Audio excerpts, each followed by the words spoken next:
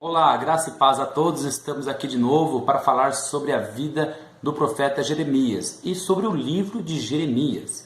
Foi um pedido da nossa inscrita, a irmã Cris, que mandou para nós esse pedido que a gente pudesse falar um pouco mais sobre a vida de Jeremias e sobre o livro de Jeremias.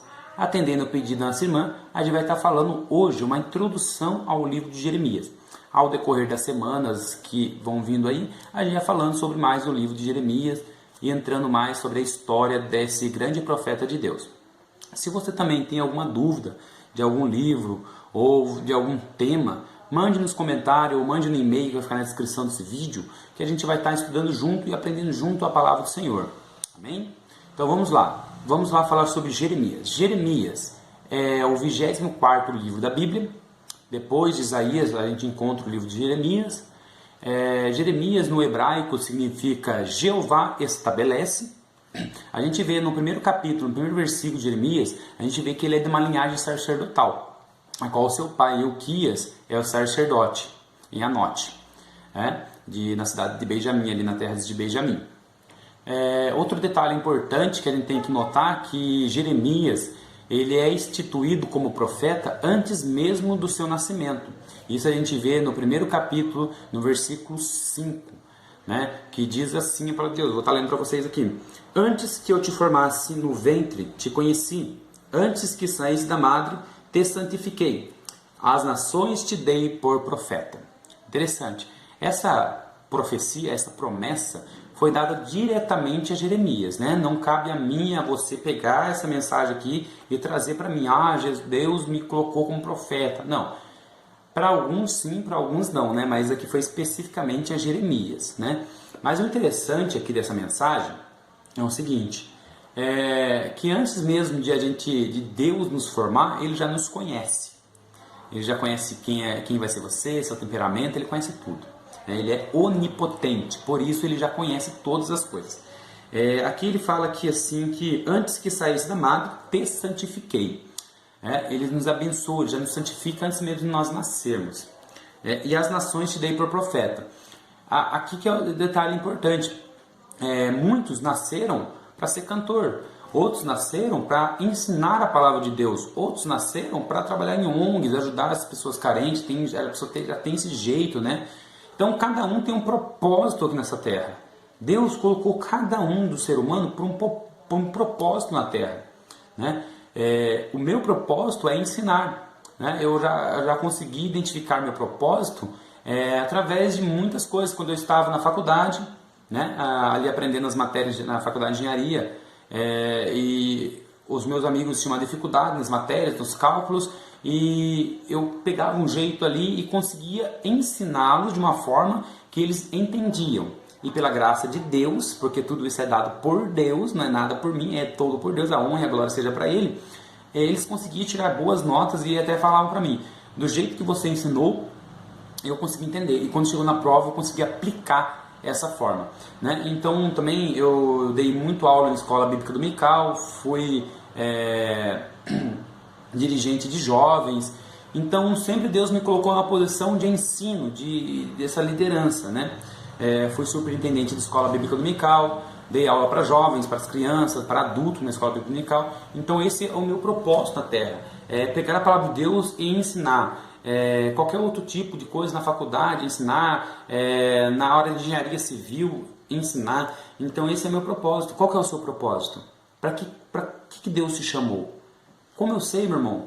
É fácil, Entre aspas, Fique na presença de Deus, faça a vontade de Deus e busque em oração a Deus qual é o seu propósito aqui na terra. Qual é o talento que Deus colocou na tua mão. Que Deus vai te revelar esse talento que Ele colocou na sua mão e esse propósito. E viva o seu propósito. Que você vai viver muito feliz quando você faz aquilo que é o seu propósito.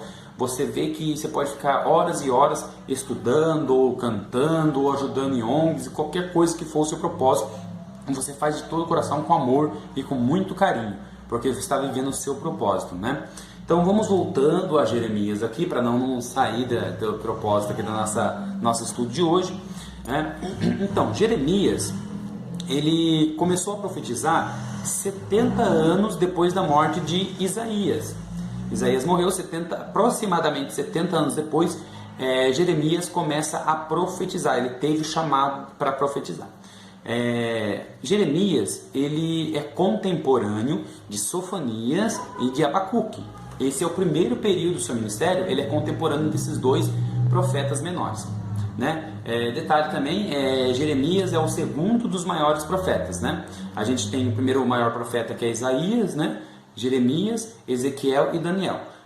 Esse profeta maior, profeta menor, não significa hierarquia, que Deus colocou um como maior, menor, não. Significa que nos livros desses personagens, desses profetas, quem tem mais profecias é o que é chamado de profeta maior. Então no livro de Isaías a gente encontra mais profecias do que no livro de Jeremias. E consequentemente, no livro de Jeremias a gente encontra mais profecias do que no livro de Ezequiel. E de Ezequiel, de Daniel e assim por diante, né? Depois a gente entra lá nos profetas menores, Obadias, Sofonias, Miqueias e entre outros menores profetas. Mas esse não é o nosso ponto inicial, nosso ponto principal aqui. É só para deixar bem claro para vocês que ele é o segundo dos maiores profetas. Ele começa a profetizar no reinado de Josias, né? Ele começa a sua profecia, profetizar 70 anos depois da morte de Isaías, né? Reforçando aqui. E ele também, na segunda parte, no final do seu ministério, ele é contemporâneo de Ezequiel e de Daniel, né? Então por quê? Porque Jeremias ele profetiza antes do exílio e durante o exílio de Judá na Babilônia. O que é o exílio, né? O exílio é quando uma nação dominava aquela outra nação e levava cativa aquela nação para o reinado, para a terra deles. O que aconteceu com o reino do norte, as 10 tribos ali, que era em Samaria, né? Israel ali, as 10 tribos, ela foi dominada pelos assírios em 722 a.C. Então 722 a.C., os assírios foi lá e conquistou Israel, destruindo Israel e levando eles cativos. A gente vê que na tribo do norte nenhum rei ali fez com que era bom aos olhos do Senhor. Já na tribo de Judá, alguns intercalavam ali entre reis que faziam o que era bom e reis que não faziam o que era bom aos olhos do Senhor. 136 anos depois, Jerusalém, que é o reino do sul, que é constituído por Judá e por Benjamim, eles foram levados cativos por Babilônia, né, em 586 a.C.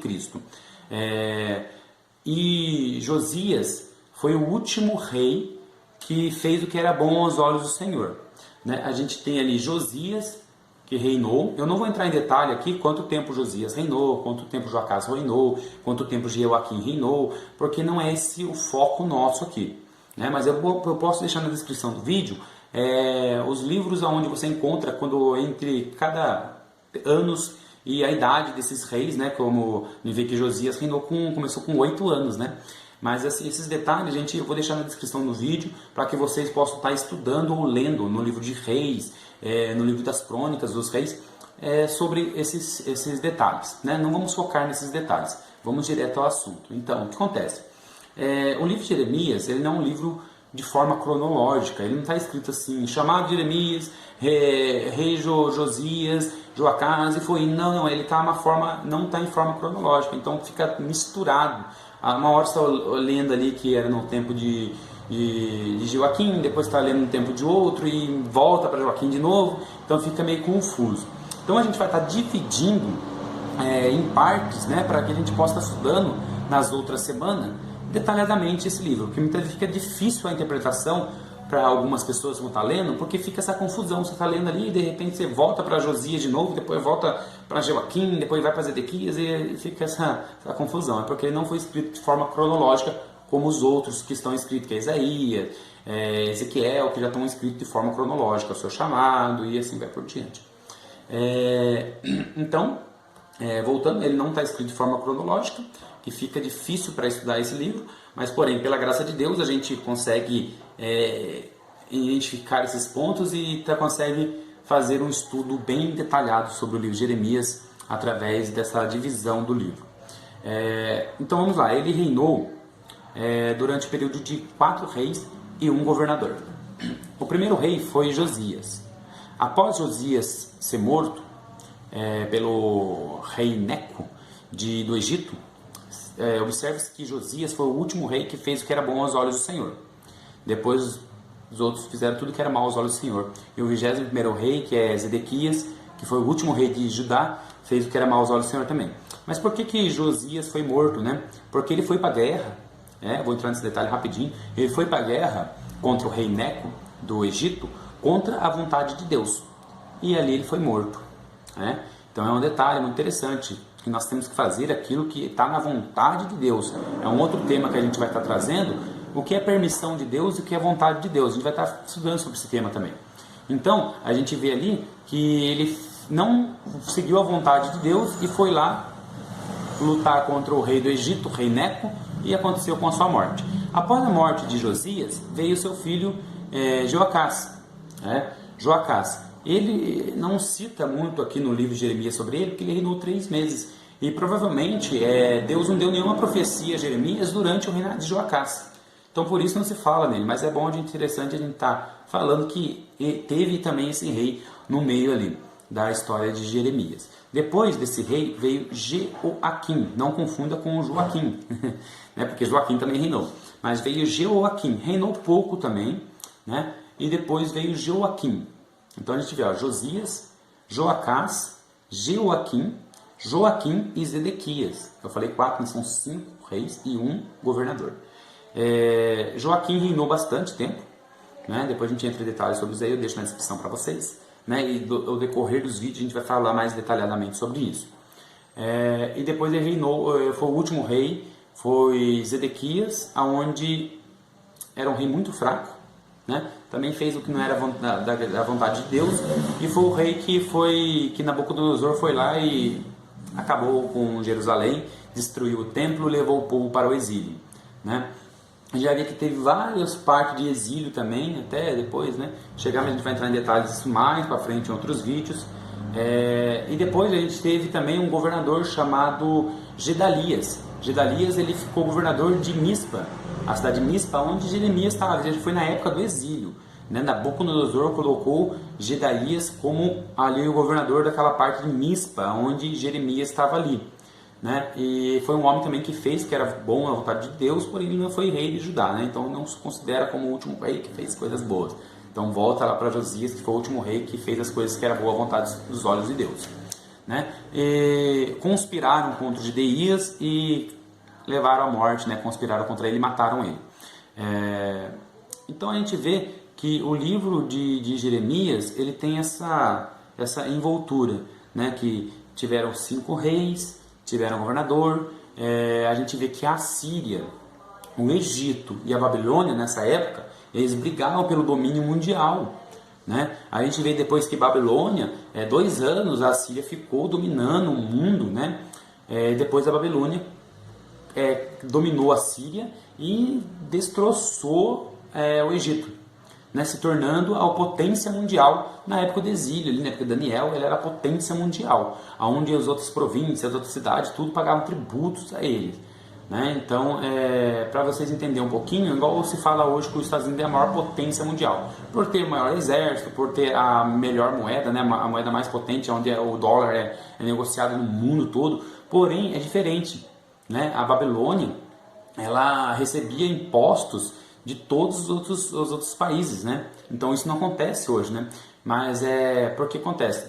Depois da Babilônia, o filho de Nabucodonosor, fez o que era mal aos olhos de Deus ali, entrando ali, pegando as taças que era do Senhor. A gente vê ali que Deus com a sua mão escreveu na parede ali e acabou com a Babilônia, que os medos e persas veio e dominaram. Depois dos medos e persas veio a Grécia, Depois dos gregos ali das Grécias veio Roma. E depois de Roma nunca se houve mais um poder mundial que dominasse o mundo ali. E hoje a gente vê os homens buscando isso, Uma religião, um poder, mas isso também está na Bíblia, não assusta a gente, porque isso é bíblico, Que o povo vai buscar um poder só, uma moeda só, com o sentido de ser bom, Mas porém a gente sabe, a gente que estuda a Bíblia sabe o que está atrás disso, o que está por trás de todo esse meio de querer ter um poder mundial só, uma moeda só e assim por diante. Mas voltando ao livro de Jeremias, vamos fazer a separação do livro de Jeremias. Se você quiser pegar um papel, uma caneta e anotar, a gente vai fazer a divisão para vocês entenderem um pouco ali como está dividido o livro de Jeremias, tá? Eu separei aqui, vou estar puxando aqui para falar para vocês, tá bom? Ó, a gente vai pegar do capítulo 1 até o capítulo 25, a gente vai ter aqui repreensões, profecias e julgamento sobre Judá. Então, do capítulo 1 ao capítulo 25 vai ter repreensões, advertências e julgamento. Do capítulo 26 ao 29 vai ser a oposição contra o mensageiro, contra Jeremias. A gente vai ver ali que Ananias, vai aparecer aqueles homens ali se opondo contra a palavra de Deus e contra o mensageiro que é Jeremias.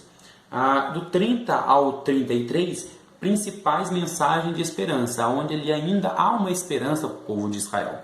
Se ele se arrepender, haveria uma esperança ainda para o povo de Israel. Porém, não foi isso que eles fizeram, né? Eles não se arrependeram.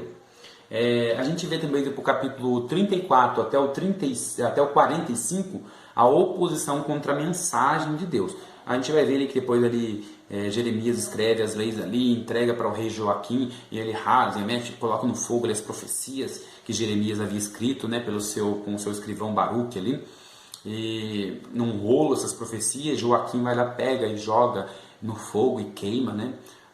Então a gente vai ver isso aí no capítulo 34 ao capítulo 45.